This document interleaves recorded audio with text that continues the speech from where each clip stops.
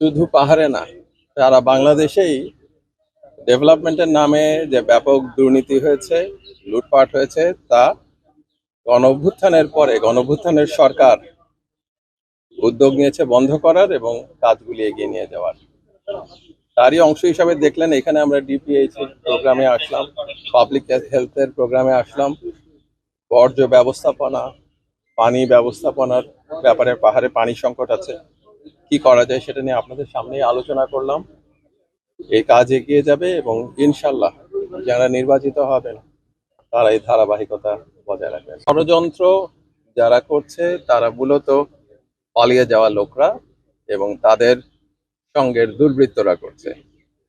বাংলাদেশের জনগণ রক্ত দিয়ে যে ধারা প্রতিষ্ঠা করেছে অন্যায় অবিচারের বিরুদ্ধে, এই ধারা সমস্ত ষড়যন্ত্রকে প্রতিহত করে।